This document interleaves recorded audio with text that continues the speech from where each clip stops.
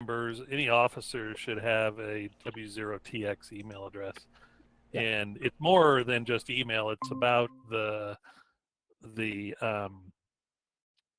drive and having access to all the different resources okay. Yep. and documentation and that kind of stuff. That's where it really shines. And I don't know if you ever. I did set up in my personal Google Drive a Denver Radio Club folder with some administrative stuff and some project stuff, but it's really just been mainly myself using it. So I can maybe import that into the. Yeah, and I think several people have done that. And once we get this all cut over, Yep. we'll get them all moved over. Cool. All right. Welcome, Steve. You'll automatically become a board member by listening into this intersection discussion here. Yeah.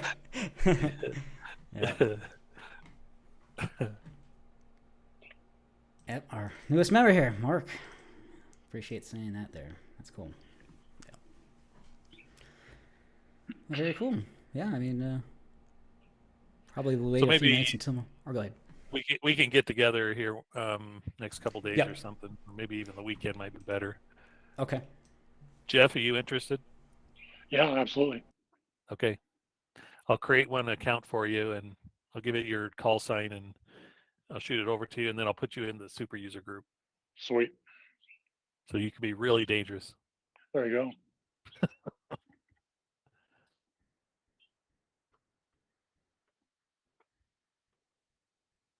And I am signed in to, well, it's just my name. It just goes from the Google profile. But I am signed in with that account. But yeah, it just comes from the profile name. Yeah. Guess you wouldn't know. Yeah. Cool.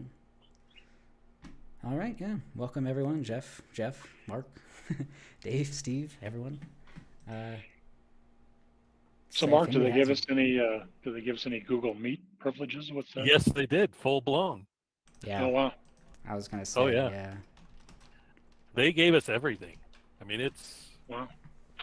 I have set up a few for different schools and different organizations, and yeah, it's full blown. Everything. Absolutely everything. I don't think we're going to use all of it, but when you start hosting the meetings on. Yep. On that'd be great. Mm-hmm. Exactly. What are we hosting it on now? Fine with the authority, the 911 authority. Oh, okay. All right. We'll use our account. I got to work on the logo. Yeah, a little squish there. Yeah. Gotcha. We have Sparky. Yep. Yeah, I got it. It's just the Google thing kind of distorts it, so I got to change the format. But there's Meets right there. You saw it just past it. Yep. No Meets. Yeah, I started a meeting. I'm sure it'll just be more than the 60-minute cutoff with these, right? Oh yeah, it's unlimited. Yeah, exactly, just full blown, exactly. So, very cool. Yeah, we'll have to update the W0TX website with the new links here. That'd be cool. Yeah, and the email always squashes the logo, but I use it, for these meetings. I forgot to put it up tonight, but it doesn't squash on the. It doesn't? No. Oh yeah. No. I'll send you the one that I use. Okay. Yeah, I'll load it in there. Very cool. Very cool. Okay. Very neat. Let's see who we have on here. Yeah, just a few folks talking club business there. Did you find anything about the tech committee meeting by chance? Oh, me? Mark? Yep. I have not. Okay. That is one of my still outstanding tasks. Looks like Bill Rinker is the one who had run that previously, so. Yep. Yeah. I just need to reach out to him. So you guys are doing board meetings, though, it sounds like, right? How are those being done? How are they being done? So you asked? Oh, yeah. Yeah. On Google Meets. Okay, cool. Yeah. When do those occur? Do you know? Or once a month. Once a month. Okay. Jeff, is it once a month? Jeff knows. He sets them up. Oh, okay. What was the question? How often when do they occur?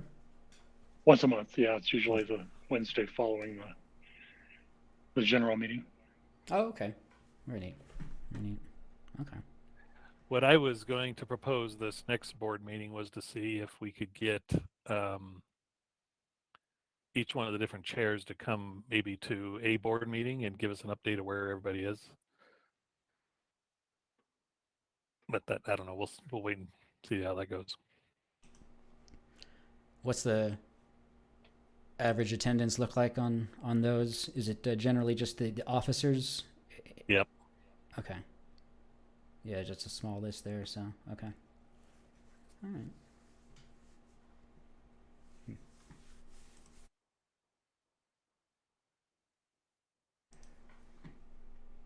Well, cool. Got a few folks on here this evening. Welcome to the Denver Radio Club Elmer session. It's a great place to learn about ham radio, STEM topics, and we have a lot of combined expertise and experience. So this is not a net. There won't be check-ins. You don't need to be a ham radio operator. Very similar to our Wednesday night Learning Net. So you can always contact us, DRC. Well, it'll change soon, but currently drclearning@gmail.com, Elmer at W0TX.org. It'll probably Elmer at W0TX.org won't change. U2.com/my call sign, which is K1DBC. So yeah, this is a general Q&A. I'll throw it out to the group. If anybody has any projects, questions, anything that they're working on, let us know. Otherwise, I can bring some things up.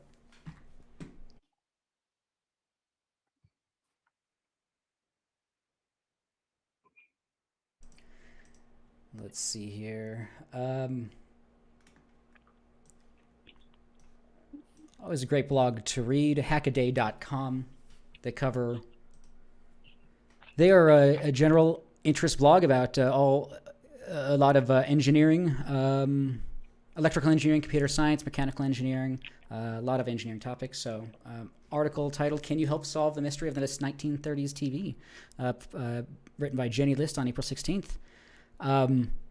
Goes on to say 84 years ago, a teenager built a TV set in a basement in Hammond, Indiana. The teen was a radio amateur, John Anderson, W9YEI. And since it was the late 1930s, the set was a unique build, one of very few in the existence build to catch one of the first experimental TV transmitters on the air at the time, which was transmitter W9XZV in Chicago.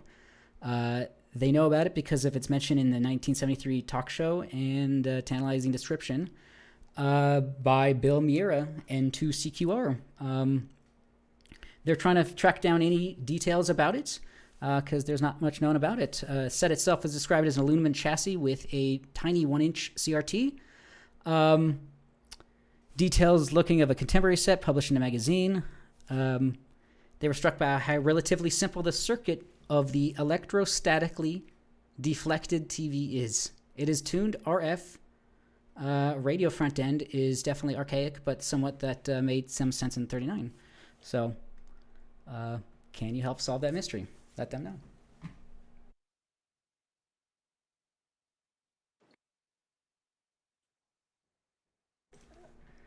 This is Daron K1DBC. This is a meeting for everyone. If anybody has any comments, questions, anything you'd like to bring up for the Elmer session, just a general Q&A. It is an hour long. Ham radio covers quite a lot of things, so if you have anything, let us know.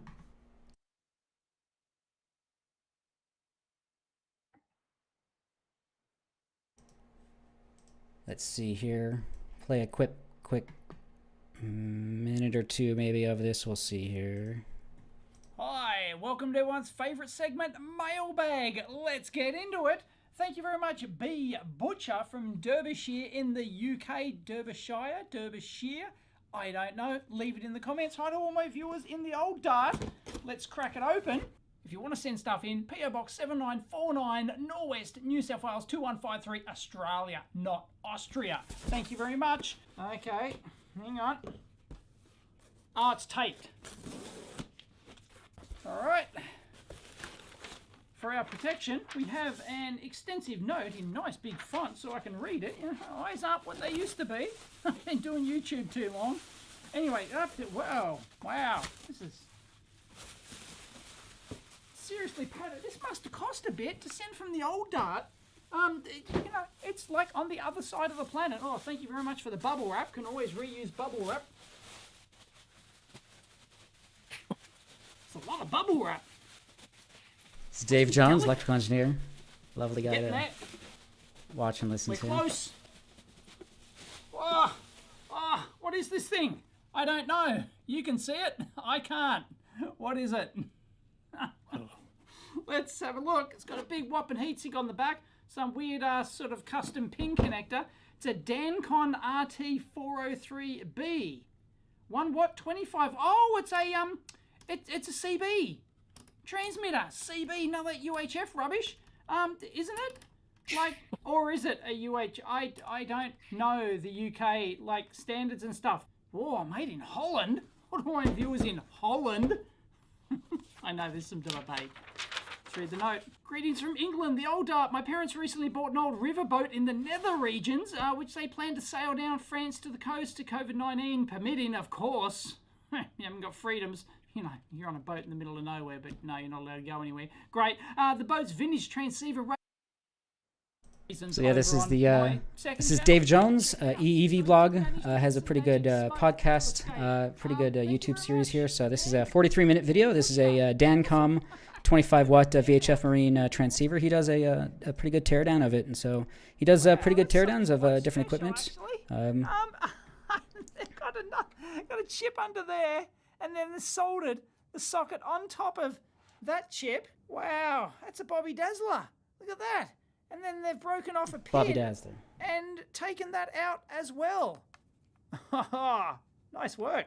Only a 2-minute teardown, of course, but we've got ourselves metal shield, got a penetrator that goes... So yeah, this is Daron, K1DBC. I'll keep this playing around in the background here, but if anybody has anything, don't hesitate to jump in at any given time. No idea, they're Motorola jobbies. Is that a 4044? Got ourselves some poly put the kettle on caps there. And there's no tag. Oh yeah, no, I was going to say there's no tag tents. Yes, they are. There you go, blue. Not that orange rubbish. We've got ourselves a big ass power resistor up there.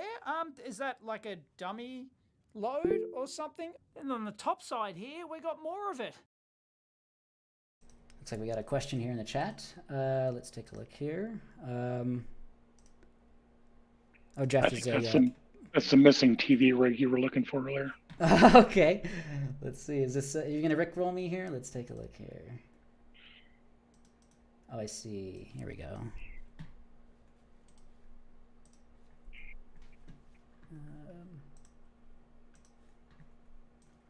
Test turn up Star Trek. Keep going down. Okay. That was the rig that Spock created in that episode to communicate back from time. The one that's smoking there. Okay, interesting. It's probably before you were born. Yeah. Let's see. Yeah, they were talking about 1930s TV. Yeah, interesting. Huh. Very cool. Let's see. Two things that radio collectors will find familiar about the photos of Spock's contraption. The first thing being that they may have seen something similar before. Inspiration was built by the Atwater Kent breadboard radios, like the one pictured below. So potentially what that is. Very neat. Very cool. All right, yeah, we've got a few people here on the meet. If you have any questions, don't hesitate to jump in over the audio or put a question or a link in the chat. General Q&A about ham radio, STEM topics, lots of stuff going on here. So if you have anything, let us know. Oh, today, I think one of the Siren tests occurred. I don't know if anybody attended that by chance. I think it happened this week, this Wednesday. It was either Lakewood or Wheat Ridge. If anybody has on that, let me know. Has anything on that? It was Wheat Ridge. It was scheduled for 11. I don't know if it came off. Jim, are you there? Yeah, I'm here. We did hold the test. Had you. all stations covered, and the test went off at 11 o'clock. We had a slight problem in that we got the sirens, but we did not get an audio report. That poses a problem because if the citizens hear a siren go off, they want to know why. And even when we tell them why, the dispatch over the comm center usually gets all kinds of phone calls wondering what's happening because they don't listen that well to the message. But in this case, we had tried running it twice. Neither time did we get any audio. And so finally they figured out what the problem was and ran the audio by itself about 5 minutes later. So I haven't heard any report whether or not the comm center got buried in phone calls, but I would not be surprised. But everything went well. We had one siren that was not operating, but apparently the radio shop knew about that. And otherwise, things went well. And we all got together afterwards for pizza and soft drinks and had a good test. So the next test we'll have will be at Lakewood. That will be on the 11th of May. And so probably a couple of weeks beforehand, we'll start making calls to get that manned up and get that test run as well. We run the siren test each springtime just to make sure the sirens are operating before bad weather comes in. And so it saves each of those cities a good deal of funds for us to go out and do the siren test.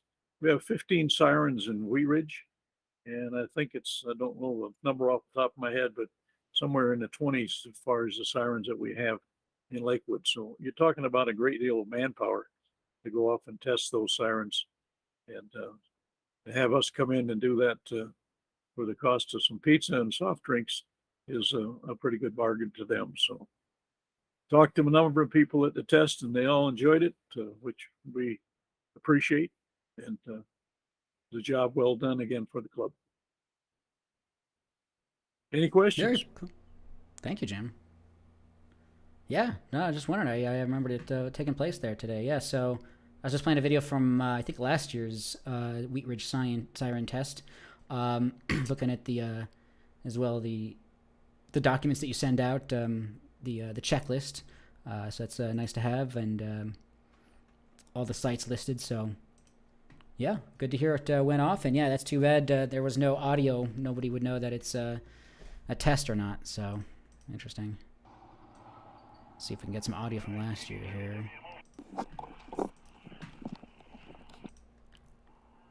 It's fed by the power company, and that box also is locked. The antenna is in the clear, K6HJV. Just listening to 2019's Wheat Ridge siren test here, and Copy that. Thank you very much. check-ins you'd hear I got KD0 for NRO that. read. Could you get your report, please? The pole is in great shape. Conduit is good. All boxes are good. No damage. Padlocks in place. Ground wire is intact. Antenna and bracket is in place. No damage. The power line to the pole is in place. Connections look good. Siren is loud and clear. It's a non-rotating voice, clear and audible. No solar panels.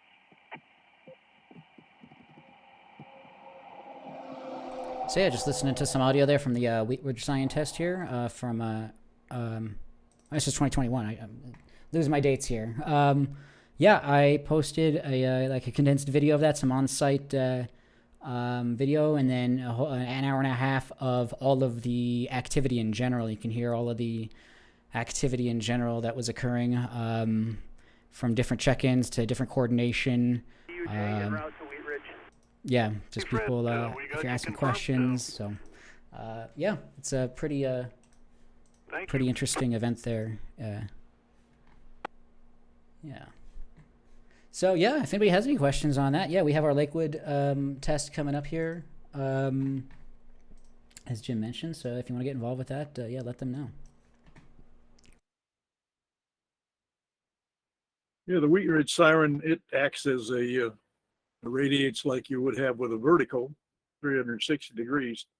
As a result, you don't have much concentrated audio, and not nearly the intensity of audio that you have with Lakewood, which they actually have 3 cones. They go to 4 quadrants. Acts more like a beam that directs that audio out. Plus, they have a much higher audio amp. So you need to get back quite a ways to keep them overloading your hearers. when the siren goes off, and it could be somewhat frightening if you're standing there without realizing it's about to come on. Lots of times birds like to sit on top of the sirens, and in Lakewood they take off in a hurry when that comes off. Gotcha.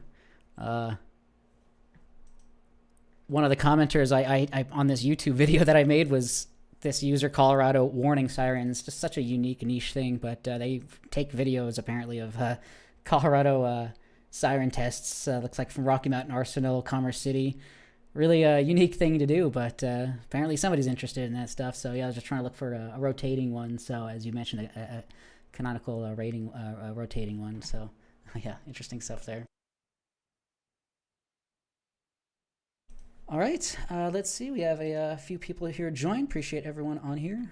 Again, this is just a general Q&A about ham radio, all the things that we get into, from emergency communication to engineering to different technology, any different projects, soldering. If you have any comments, questions, check-ins, there's no check-ins, excuse me. This is not it. This is just a general Q&A. About 40 minutes left here. I can definitely bring some other things up, but if anybody has anything, let us know.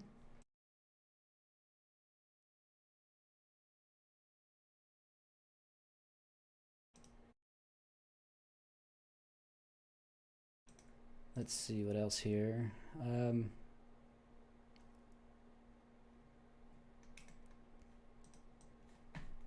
Again, very related, different tendril of ham radio is aviation.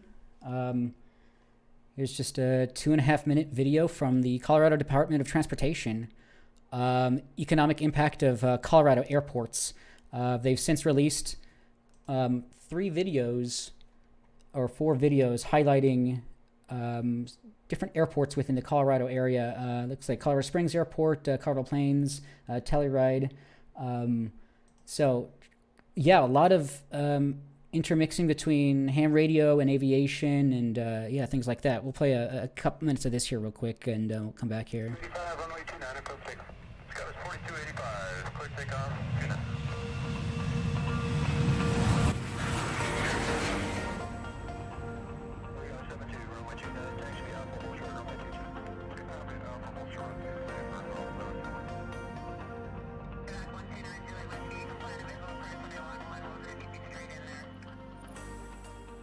Colorado is known for its majestic beauty, its wide open spaces, and places to play.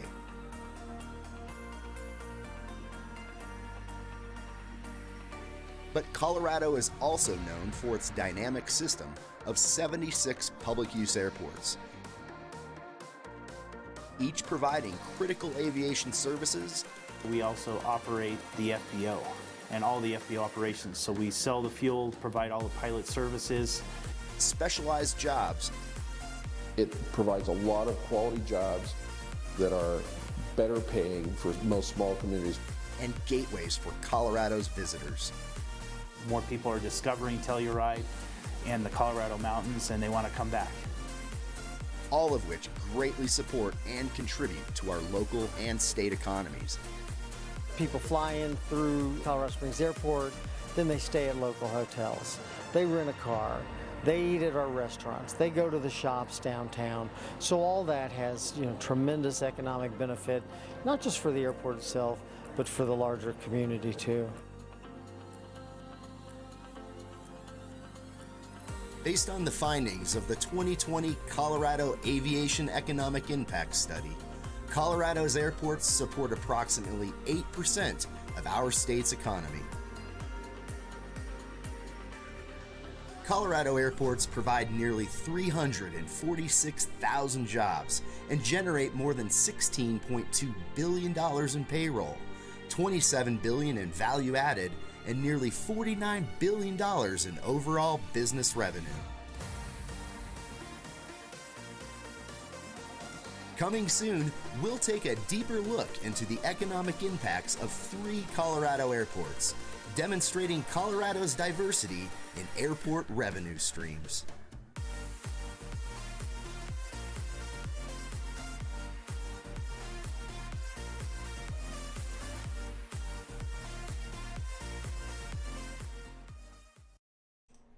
All right, yeah, more information on that. Colorado Department of Transportation YouTube. Really cool place to see. They have, in general, they have a lot of their board meetings on there, which is really cool to see. The Colorado Aeronautical Board meetings, a lot of different things here. But economic impact of airports in Colorado, Telluride Springs and Plains Regional, they have, looks like 5 to 6 minute videos on those. So. Looks like somebody put a link here in the chat or something here. Let me check that. But if anybody has anything, don't hesitate to jump in at any given time. And Duran, I put that in there, liveatc.net. I don't know if everybody knows very that cool. You can stream audio for just about every airport in the United States. Yeah. Pretty interesting to listen to. My grandson came back from Las Vegas over the weekend, and they had some pretty severe turbulence going into Salt Lake City. It was interesting to listen to the pilots reporting the turbulence. Okay, very cool. Yep, and this ties in so well with ham radio. I mean, with a $25 RTL SDR or a software-defined radio, you can stream audio to live ATC, for example. You can feed them information, along with you can feed ADS-B information to Flight Aware or Flight Aware ADS-B exchange. ADS-B is the newer awareness, automatic dependent surveillance broadcast, just for aviators to be more aware. So yeah, you can stream audio to ATC. You can stream these things to these different companies, and yeah, with just like a Raspberry Pi and a software-defined radio. It's kind of crazy how this stuff works. So yeah, you can track flights. You can listen to the ATC in real time. There's a lot of cool stuff you can do with aviation nowadays. Very cool. If anybody has anything, please don't hesitate to go ahead at any given time. You're on along that line. A couple of weeks ago, we had a chance to go out to Centennial Airport. They have a restaurant out there, and I would suggest if you want to go to it, you make reservations ahead of time because it's extremely popular. But you get a chance to sit along the runway there with large glass wall to look out and see planes landing and taking off, plus coming in to the terminal, and that's pretty interesting. I enjoyed it. Very cool. Very cool. Yeah, the perfect landing restaurant, I think, is what it is. It's Centennial. Trying to find a better photo here. There you go. I think it's just on the rooftop. Yeah. So, yeah, neat opportunity there. They also had another event that there as well recently. I'll have to find it. There is the what is that? There's like an aviation museum. Let's see.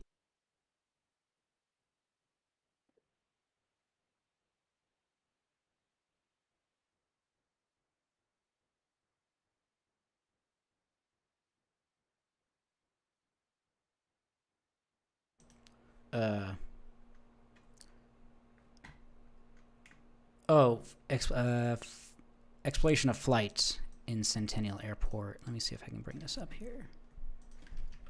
Another very similar related thing to here. Let's see if they still have it, but it was just a gathering of emergency communications and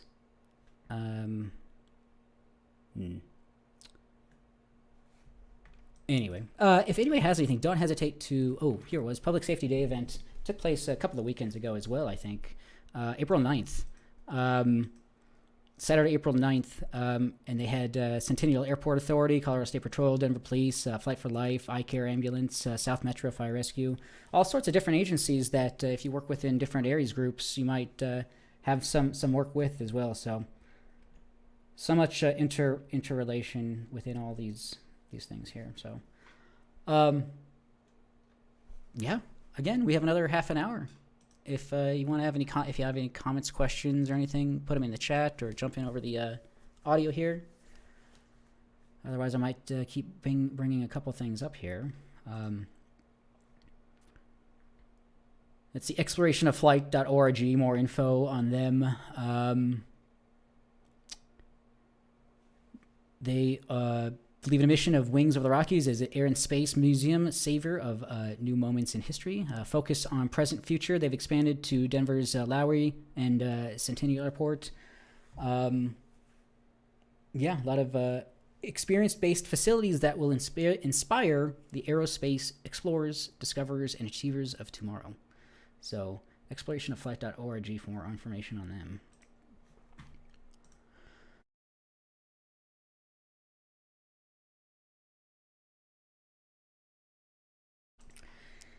All right, what else? Little hobby railroad.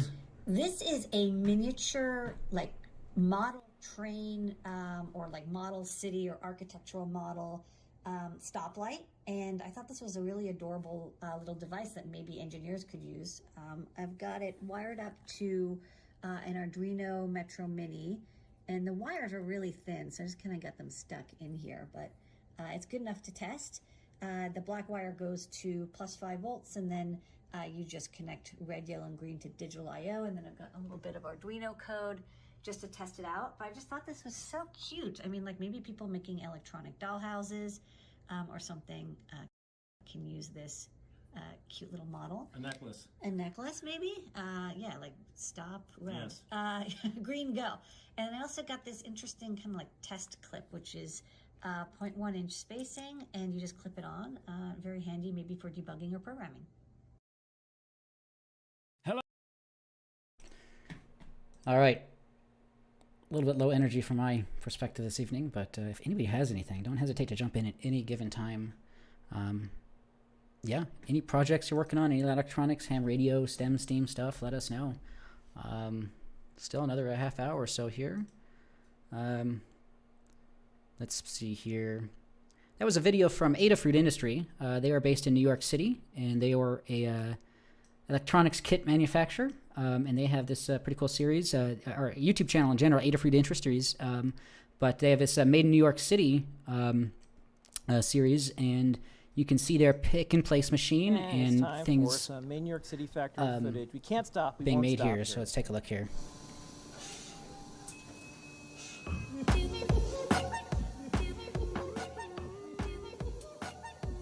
So these are pick and place machines. They pick up components and drop them into the boards. And then we'll see soldering at a later point. But this is how industrial manufacturing of electronic kits and components occurs. This is happening in New York and good old United States of ours.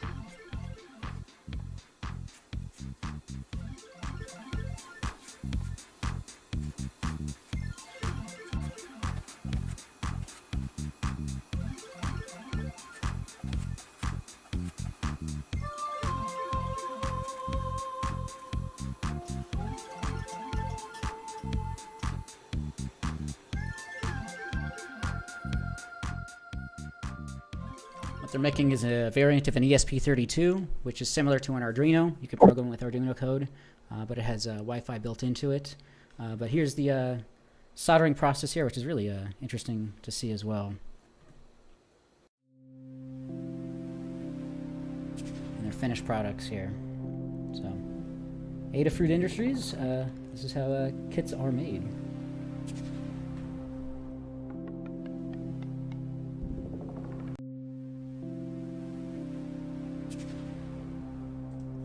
They are based in New York City, so part of their videos is City factory footage without a view outside Adafruit, which is the Disney headquarters. Ooh, they're putting new windows. Disney They're putting the headquarters. outer shell on it.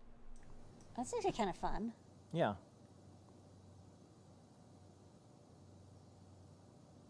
So Adafruit Industries, check them out. They have a pretty good YouTube page. If anybody has anything, don't hesitate to jump in at any given time. This is the Denver Radio Club Elmer session, just a general Q&A for ham radio, STEM topics, a lot of experience and expertise. So ham radio covers a lot of subjects. If you have anything, any projects you're working on, anything you want to bring up, we have another 25 minutes or so.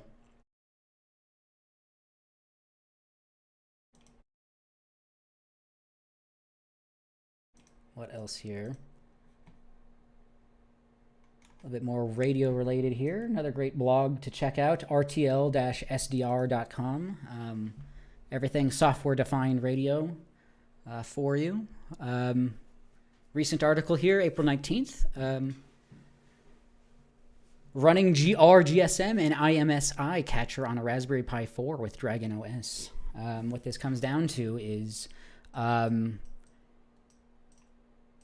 you may have heard a few years ago, all the rage, ISMI catchers that the different governmental agencies were using to do man-in-the-middle attacks and telephonic eavesdropping device. So we have that ability now with the equipment that we have nowadays. So it's kind of interesting. They go in to say that it's a, let me see here, short video setting up and testing Dragon OS. Let's see here. Capable of receiving and analyze GSM data. This is probably nothing that's out there anyways nowadays. 3G's being phased out, so this may not even have much impact anyway. It cannot decode actual messages without additional information about the encryption, without the encryption key, but it can be interesting to investigate the metadata. As mentioned, yeah, mostly outdated GSM is these days, but still used in some areas by older phones and devices. It's a record and detect IMSI numbers, just a very unique number for each phone, so you can triangulate and figure out where people are at, but nothing really you would see today. Let's see, somebody unknown here in the chat is asking how to correct their name. Your name in Google here derives from your Google profile. If you go to any Google page on the top right, you'll select your little icon, and if you click to manage your Google account, I don't think I'll be doxing myself here or anything. Nothing. Oh, well, now you know that. I know those things.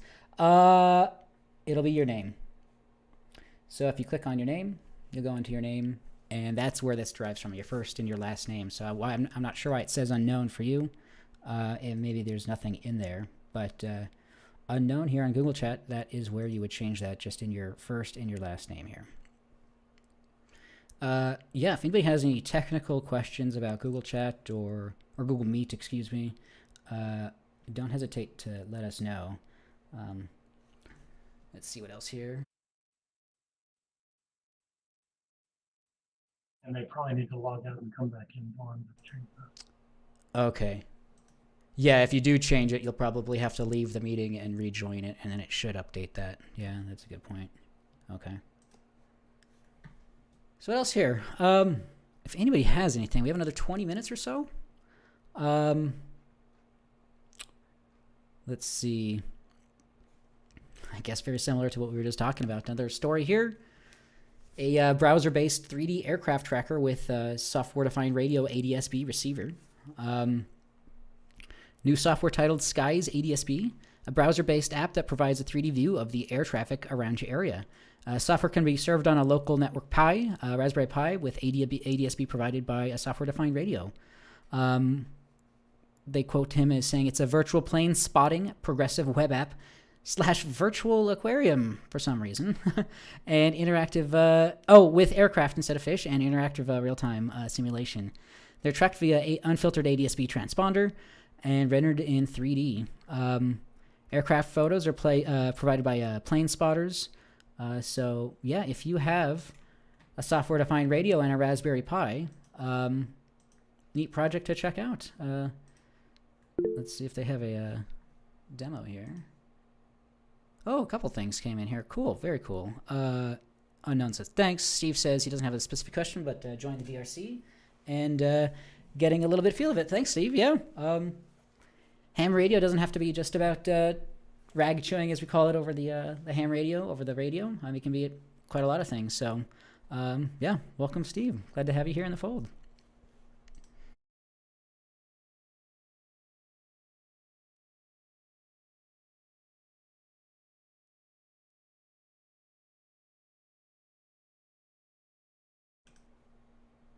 So yeah, a lot of cool stuff here. If anybody has anything, don't hesitate to chime in here. Daron? Yeah. Hey, Bill. This is Bill Worthington. I got a question about software to log your contacts. And I haven't found anything yet that is satisfying. You know, QRZ has its merits. I'm using that. I'm trying to use the ARRL logbook of the world, but the use of it seems rather obtuse. Is there any other alternative that out there that's not too hard to use and can, might be more useful than what's available? I'm sure there's lots of stuff. Yeah, Mark raised his hand. Go ahead, Mark. Hey, Bill. How's it going? Hey. I would recommend N1MM is a nice free software. It does a lot.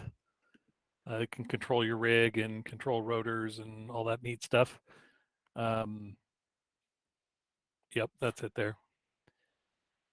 So cool. N1MM. Yeah, M1MM logger is a good one. Okay, is that M start with an M or an N as in November? Nancy 1, Mike. Yeah, okay, you're right. That's what I thought. You're right. There you go. It's probably the best you can get for free. Yeah, Logbook of the World or QRZ. They're great. I don't know if N1MM does a really good job of linking those. I believe it does, but I don't remember. And then Ham Radio Deluxe would be the other one, but that's a paid software. If you want to pay for something, again, Ham Radio Deluxe does a lot. I mean, it does rig control, and it's an amazing piece of software. If you get into any of the FT8 stuff, it has all that stuff built into it. But it does definitely link to Logbook of the World and QRZ, everything. They're pretty well known for that. Anyone else? Okay, well, I found the website, so I'll have to bookmark it and explore it. But thank you, Mark. You bet. And is there, if anyone else has any other experience, that'd be great.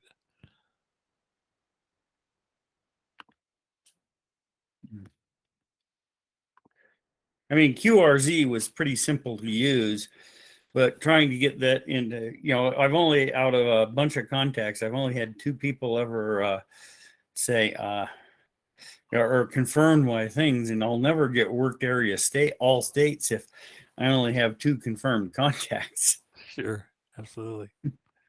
But, I mean, you didn't even confirm my contact. I didn't get one. I guess I should, huh? Sorry about that. But yeah, I may be calling you in the next couple of weeks for some antenna help. No problem. Okay. Thanks, Daron. Yeah, no problem. Yeah, thank you, Mark. Yeah, there's a lot of options, as you mentioned, out there. Logbook of the World, EQSL.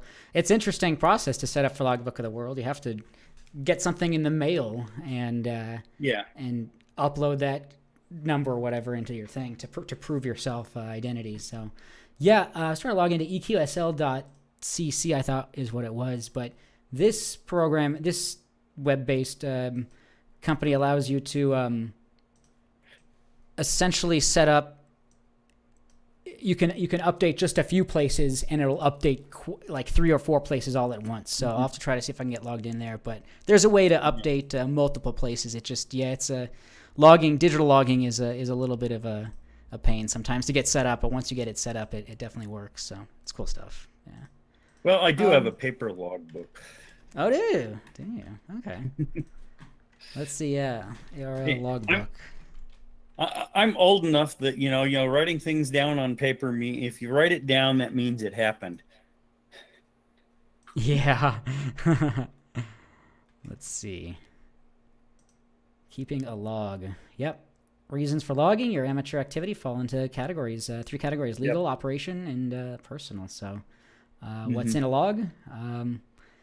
Information, operation, record the date, frequency, mode, power output, call station, their call sign, UTC time. Yeah, so I was trying to find a physical thing here. So very neat, very neat. And my expedition to Alaska last month was a bust. Oh yeah. Oh, how did that go? It didn't go too well. That's too bad. It was so windy, the antenna kept blowing over. Where was that in Alaska once more?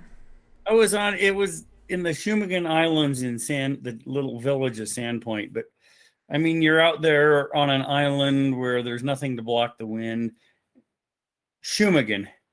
There you go. Shumagon. Okay. Yeah. It was kind of a miserable trip because of the weather, but I mean, I'd put the antenna up and a minute later it would be on its side, and it was just, a bust. Yeah. I was really disappointed, but that's life. Yeah. Although I did hear somebody from Vancouver for a few minutes. Oh, okay. Okay. Yeah, those DXpeditions always seem... There's a lot of stuff going on there, and you have to get quite lucky with the weather in some of these islands, and it's... Yeah. Well, it was a learning experience. That's cool. That's good. That's good. Yeah. Very cool. And now I have a Pelican case all ready to put most of my radio gear in. Okay. Okay. Well, neat. Yeah, thanks for letting us know on that. Very cool. Yeah. Did you happen to take any photos by chance? Yes, I did. Yeah. I don't have them on this computer, so I can't put them out, but I might be able to send some. Okay. Yeah, that'd be cool. Yeah. Oh, this is not letting me do anything with this guy here. All right, we have another 13 minutes or so. If anybody has any comments, questions, anything else for this evening's Elmernet session, please let us know. Jerome, our presenter, John Ackerman, is with us now. I didn't get a chance to hook up and do any testing this week, so I just wanted to acknowledge that he's here. And John, if you want to do any testing, let us know, please.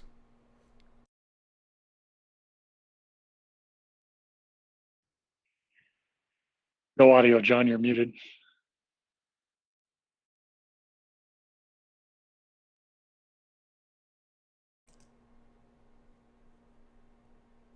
All right, John. Yeah, let us know. We'll come back to you here in a minute. If you don't hesitate to jump in the next few minutes here, and we can make sure we can hear you and see your screen if you want. I see him. I just can't hear him. Okay. Okay. All right. Yep. Another 13 minutes here. If anybody has anything for the remaining time here, let me know.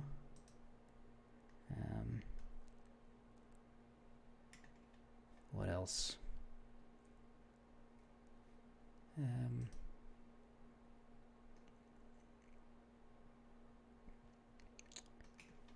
And John, if you're having trouble, those 3 vertical dots, you go in there and hit settings and try to select your mic and speaker in there. I see your lips moving, but no audio.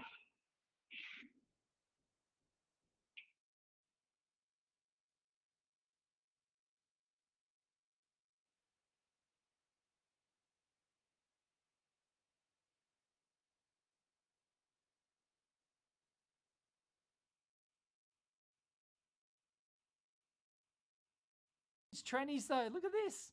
They're enormous. I don't even know what that package is called offhand.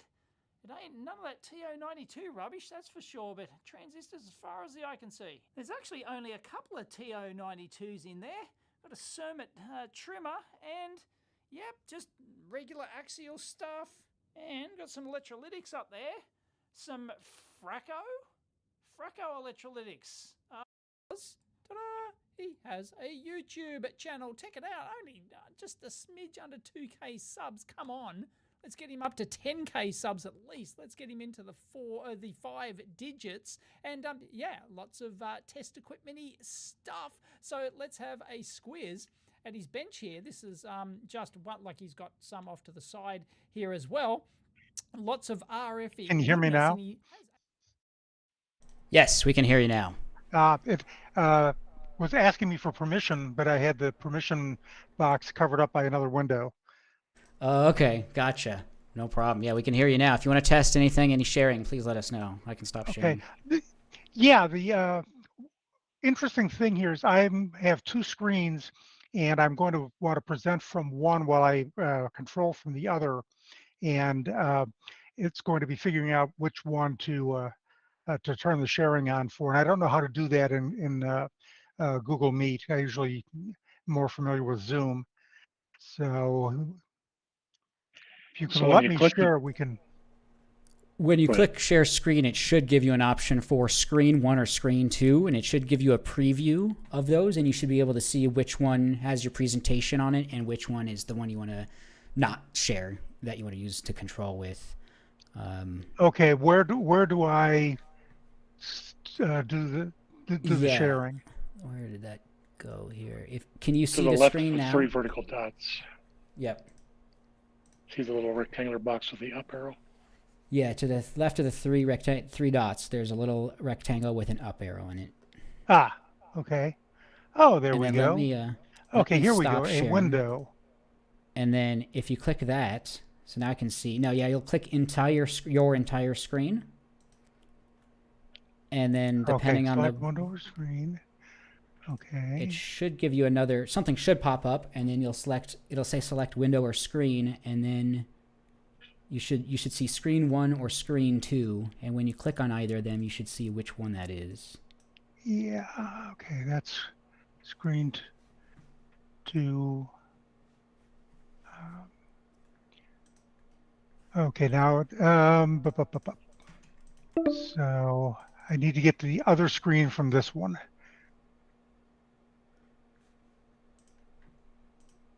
So that's not the screen that you want to present? Correct. So yeah, you'll click stop presenting, and then you'll go through that process once more and just select that. Okay. One.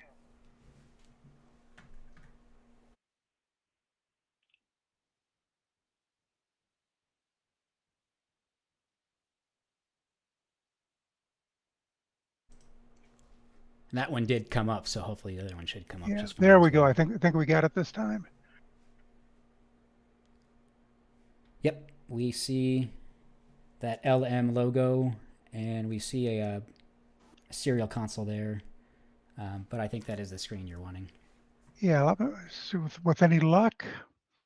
Yep, perfect. Bingo. Okay, you see the whole screen, not my little presenter window with all the other stuff on it. Correct. At the bottom left, you see copyright 2022, and at the top right, more or less, a bunch of little dots. Okay, great. Well, I will unshare, knowing now that it works. Perfect. I think that was 16:9 presentation instead of 4:3, so I appreciate that. It filled the whole screen. There wasn't any things on the side. That was nice. Yeah, I'm very wordy, so I need all the space I can get. Perfect. No problem. Yeah. Yeah, you could probably... Perfect. Okay, no worries. All right, yeah. We have just a few minutes here. Again, presentation starting in a few minutes. By your presenter there, as you saw, John Ackerman, presenting sat-nav system. Where did my stuff go here? Yeah, we'll get a pretty good presentation here. Ooh. Question? Go ahead. Yeah, how you doing? This is Hud Miller. Is there a way to edit your name, my name, in the tiles or add my call signs somehow? Yeah, that's what we were just talking about. That you have to go to your Google profile, your main Google profile. So it will, if you want it to change here, you'll basically change it. Anybody that sees your Google email, it'll show your call sign essentially. I was just trying to quickly bring that up here. If you go to Google, any Google page, and at the top right, you click your icon there, manage your account, and then it'll be an option for personal info, and it's your name is what you'll select. And okay. what we see here in the just chat. wondering if there's a way to do it in the meeting. Yeah, no, unfortunately, what you see in the meeting is driven by this account here. So, yeah. Super. Thanks for the info. No problem. Cool. Yeah, just 5 minutes. If anybody has any quick things, don't hesitate to let us know. Yeah, presented John Ackerman, N8UR, a sat-nav system. So, yeah, very cool. What else? Any last minute things? Probably be a good time to take any restroom breaks. I'll just cover real quick some club business. Again, W0TX.org for more information on our club. This evening's Elmer session is very similar to our Wednesday night Learning Net, 7:30 p.m. on the air. We do broadcast on YouTube if you want, youtube.com/my call sign, which is K1DBC. I do stream it on there, so if you can't catch it, please don't hesitate to check it out there. Show some behind the scenes of net control, more context to what we're speaking about. Also do stream our monthly meetings. So last month, HD amateur television by K6HTV, two simple antennas for HF by K9LA. So if you ever missed any of those, don't hesitate to check those out. Yeah. Not much else really. If anybody has any last minute things, let us know. This character here is Dave Jones, Australian electrical engineer. Really funny to listen to. Is really educated and so yeah, check his channel out, EEV blog, eevblog.com, I think, his forum. Does really good breakdowns of electronics and is pretty funny doing so. So that would be what I would and then surrounding that, check out. You've got some 0.1-inch pitch stuff as well. Yeah, Ron, I'm hearing audio, but I'm not seeing you share your screen. Well. They don't actually connect to I didn't anything. reshare my screen. Sorry. So you can, like put in a little connector or something like that. Speaking of which, if you go up in where'd it go here? I have like 3 windows open for some reason. Oh, because I did this thing live on the screen. It'll be just another minute. Oh. It won't let me. I just screwed something up with it. So I'll put a link in the chat to the video I was just watching there, as well as a link to his blog. But yeah, pretty cool stuff there. Just a couple minutes here.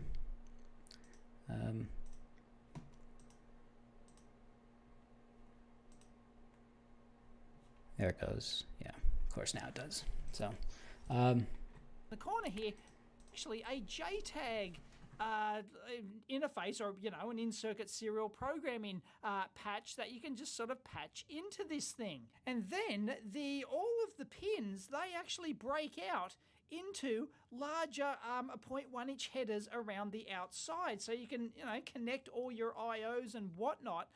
You can even you could bridge them over to breadboards. You could do whatever you want to do with them. And there's some regulation stuff down here in the bottom corner, so you can put in a 3.3 or whatever volt regulator. And then if you didn't like your 0.5mm pin pitch, and we've got some other packages on the back side, a 0.5mm, jobby 0.65mm, and then just like a little SO footprint as well. And they look like they fan out to these ones over here like this. So you'd have to follow the money on that. But yeah, that's a really useful board. And there's a 3.3 volt loop going right around the outside. So you can actually, it's got little bridge pins in here, little solder bridge pins, so you can actually connect 3.3 volts to any of your I/O pins, any of the pins at all on your micro, and presumably can you do the same for ground? So it's almost like FPGA routing for your micro, kinda, sorta. But yeah, that is neat. So he's got an example soldered on here and labeled, so your microcontroller goes here. Oh, is that in one of the arms that you can't get these days. That could be worth like $1 million or something. Desolder that. Chip put on short eBay. chalk there. So serious yeah, termination. Dave Yes, Jones, of course, EEV blog. this is not So gonna be yeah, with that, useful I'll for any sort of like high I'll throw it over frequency to work or Jerry something. Velhauer, our club president, or anybody else. So again, my name is Daron K1DBC. Thanks for joining us here on this. If you enjoy this, come join us Wednesday evening, 7:30 p.m. For the Learning Net on 145490. So thanks everyone, and I'll hand it over. Well, thank you, Daron. Is my audio there? Yeah, it looks like it is. Yep, we can hear you. Thanks for doing that. You do a great job. I'm Jerry Vilhauer, W0GV, and as Daron said, I'm the club president. Welcome everybody. Looks at the present time, we got about 30 participants, and got a couple things to go over, and then we'll get into our program. First off, the drawing. We will have a drawing. I always forget to mention that, so I'll say it first. We'll have a $25 HRO certificate drawing. Jeff will put it in the chat room a little later in the